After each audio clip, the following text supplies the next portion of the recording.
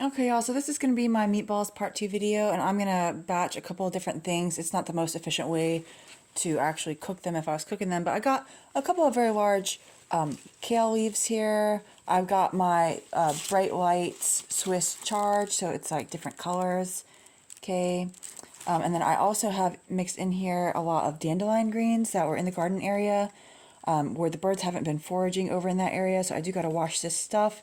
I got to I gotta wash them, chop these stems up real small, and saute them a little bit longer over here. I mostly have this turned down.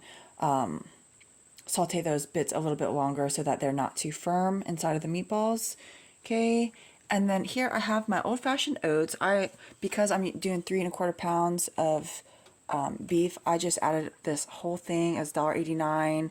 So with the eggs, a little bit of my sail mushrooms. I'm not counting the part that I'm going to use in the sauce. The fact that I was able to get these for free, I'm going to end up having about $25 into all this. I just wanted to show you, here is the quick oats. Okay, so these are a little bit smaller, and you can use these instead, but the more processed things are, generally the more nutrients that have been stripped out of them. So what I do, because the way that they are is going to be too chunky.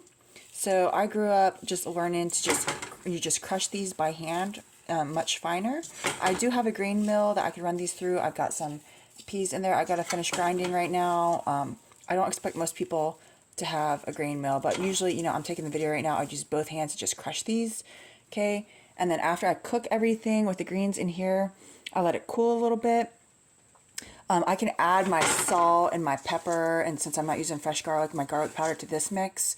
Okay, after this cools a little bit, I'm going to just put this stuff that is going to be a bit hot still in. I'm going to mix it in with the oats because I don't want it to start cooking the beef before it's all mixed up into meatballs, if that makes sense. Okay, so I'm going to go ahead, crush these oats. I'm going to finish doing that after I cook this stuff because it's going to take some time to cool, okay? So I'm not really doing this in the right order. I'm just trying to batch the videos. And then after it's like cooled enough, because the other thing is you're going to be adding them eggs to all of the mix to help it bind. Okay, and that's also beefing up your protein content. And then eventually I'm going to be having my own eggs for my own birds, so that won't be an expense. But yeah, it's a little bit of a different way to do meatballs. It's pretty good. Now you could technically use like cooked rice, you know, maybe even a little bit of flour, but the oats is really where it's at. You just got to hand crush them. It's not so hard when you're using both hands. It does take a little bit of time. You get a good texture without just going straight up for the quick oats. So I'm gonna get cracking at this, and I'll be back later with some progress.